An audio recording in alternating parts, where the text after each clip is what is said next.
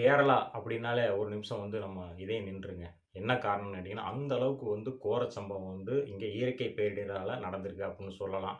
அதாவது கேரளாவுல உள்ள வயநாடு பகுதியில வந்து பார்த்தீங்கன்னா, இயற்கை பேரிடர் காரணமா ஒரு 3 கிராமங்களே வந்து பார்த்தீங்கன்னா, தண்ணீல அடிச்சு செல்லப்பட்டிருக்கு அப்படின்னு சொல்லலாம். அது எந்த இந்த கிராமம்னு பார்த்தீங்கன்னா, சுரல்மலை, முண்டக்கை, மேப்பாடி இந்த 3 கிராமங்கள் வந்து பார்த்தீங்கன்னா, இப்ப வந்து முற்றிலும் வந்து அழிஞ்சு போயிருக்கு அப்படின்னு சொல்லலாம். என்ன காரணம்? அந்த அளவுக்கு வந்து மழை பெஞ்சு கோர தாண்டவம் ஆடியிருக்கு. அங்க இருக்கிற மக்கள் முதல், அங்க இருக்கிற விலங்குகள் வரை, வீடுகள் வரை வந்து இன்னைக்கு பார்த்தீங்கன்னா, அழிக்கப்பட்டிருக்கு அப்படின்னு சொல்லலாம். அந்த அளவுக்கு தண்ணி சூறையாடிட்டு போயிருக்கு அப்படின்னு சொல்லலாம். அந்த அளவுக்கு மோசமான ஒரு விளைவுகள ஏற்படுத்தியிருக்கு இந்த இயற்கை பேரிடர் அப்படின்னு சொல்லலாம்.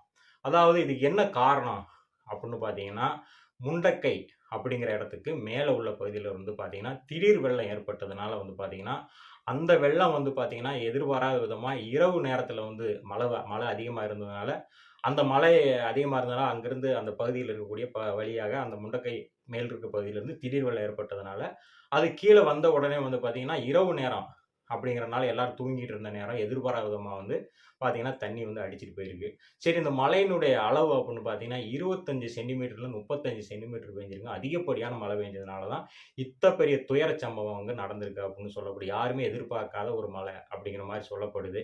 இது வந்து பார்த்தீங்கன்னா, அவங்கள அங்க இருக்கிறவங்களே எதிர்பார்த்திருக்க மாட்டாங்க. ஏன்னா, இரவு நேரம் அப்படிங்கிறனால யாருமே எதிர்பார்த்திருக்க மாட்டாங்க அப்படிங்கிற மாரி சொல்லப்படுது.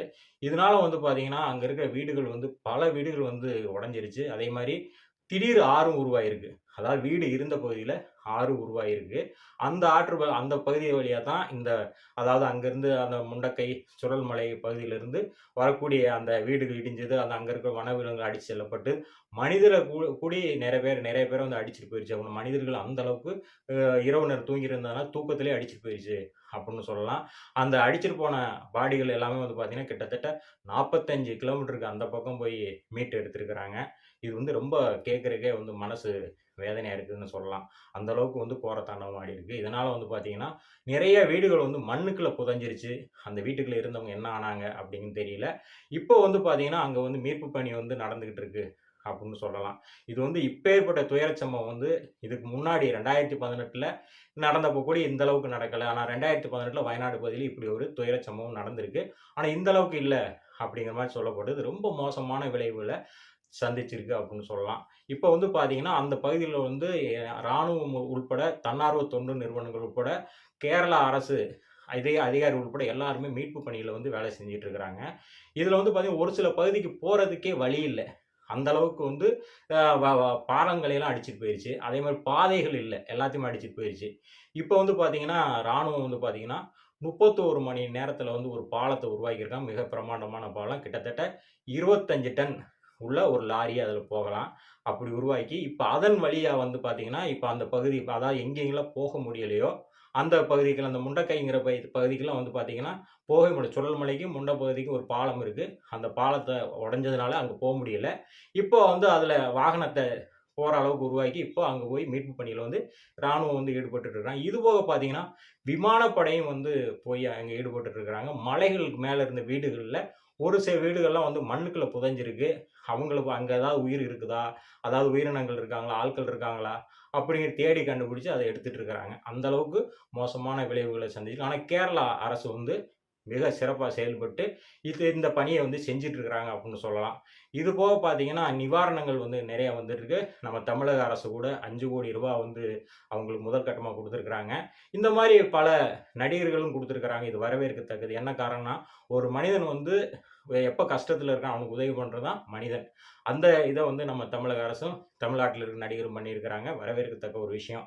இது போக பார்த்தீங்கன்னா, கேரளாவுல அங்க இருக்கக்கூடிய ஒரு முதலாளி என்ன பண்ணியிருக்காருன்னு பார்த்தீங்கன்னா, அவர் கடையில இருக்கக்கூடிய ஒரு பகுதி பொருட்கள வந்து அவர் வந்து அதாவது அந்த வயநாடு பகுதியில இருக்க பாதிக்கப்பட்ட பகுதிக்கு குடுத்துருங்க அப்படின்னு அப்படியே எல்லாத்தையும் எடுத்து குடுக்குறாரு. அந்த வீடியோவ காமிக்கிறேன். நீங்க பாருங்க.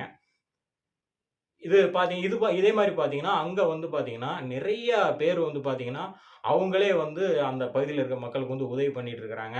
அதே மாரி எந்தெந்த பகுதி என்ன தேவை அப்படின்னு அவங்க கேட்கறாங்க. அத உடனுக்குடன் வந்து அனுப்பப்பட்டுட்டு இருக்குது.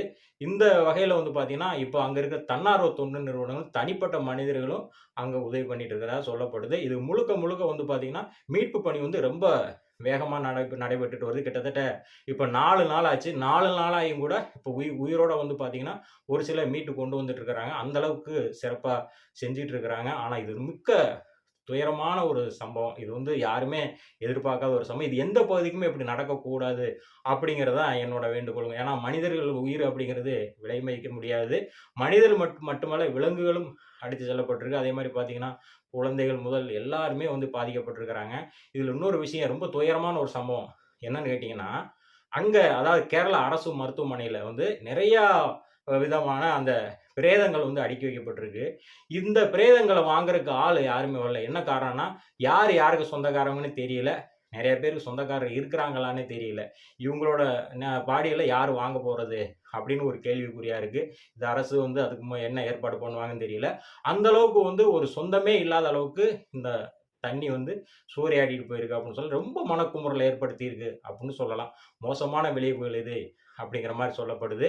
இதுக்கு வந்து என்ன காரணமா இருக்கு? ஏன் இவ்வளவு பேரிடர் அங்க நடக்குது வயநாடு பகுதி? அப்படிங்கிறத நம்ம பார்க்கலாம். கிட்டத்தட்ட பார்த்தீங்கன்னா, 20 டிகிரி வரை வந்து பார்த்தீங்கன்னா, அந்த மலை வந்து செங்குத்தான பகுதி அப்படின்னு சொல்லப்படுது. மலை வந்து இப்படிதான் இருக்கும். அந்த பகுதி கீழ தான் வந்து இந்த மாரி கிராமங்கள்லாம் இருக்கு. இது வந்து எப்ப வேணாலும் அந்த மலை வந்து சரிஞ்சு விழுகும் அப்படிங்கிற மாரி சொல்லப்படுது. என்ன காரணம்னா, அந்த பகுதியோட அந்த மலையோட அமைப்பே அப்படித்தான் அப்படிங்கிற மாரி சொல்லப்படுது.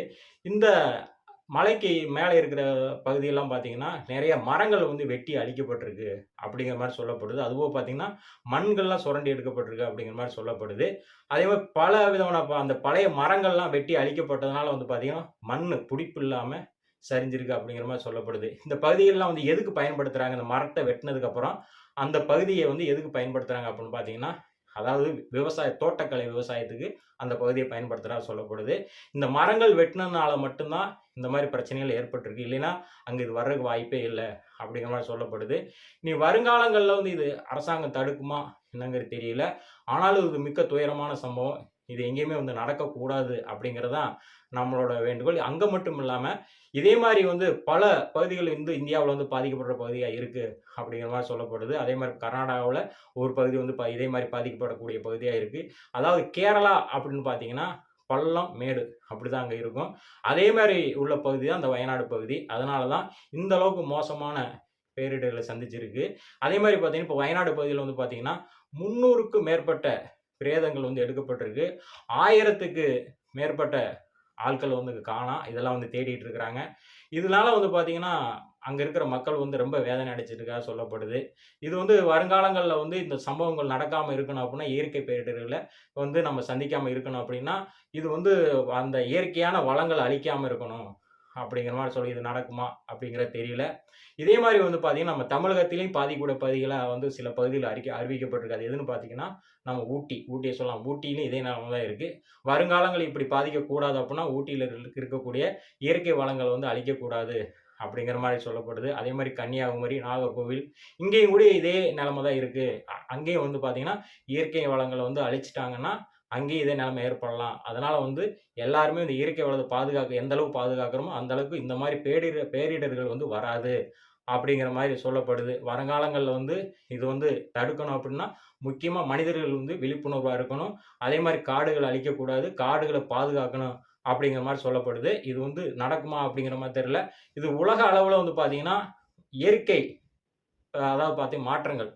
அதே மாரி இயற்கை மாற்றங்கள் வர்றதுனால தான், இந்த மாரி உள்ள சூழ்நிலைகள் ஏற்படுது அப்படிங்கிற மாரி நெறைய பேரு விஞ்ஞானிகள்லாம் சொல்லிட்டு வர்றாங்க. இயற்கை மாற்றம் வந்து எங்கெல்லாம் ஏற்படுதோ, அந்த அளவுக்கு அங்கெல்லாம் வந்து பார்த்தீங்கன்னா, இந்த மாரி கணக்கிட முடியாத அளவுக்கு வந்து மழையும், அதே மாரி இயற்கை சார்ந்த இந்த மாரி பேரிடர்கள் ஏற்படும் அப்படிங்கிற மாரி சொல்லப்படுது. வருங்காலங்கள்ல வந்து இது வந்து கண்டிப்பாக இயற்கை வளங்கள பாதுகாத்தா மட்டுமே இத தவிர்க்க முடியும் அப்படிங்கிற மாரி சொல்லப்படுது.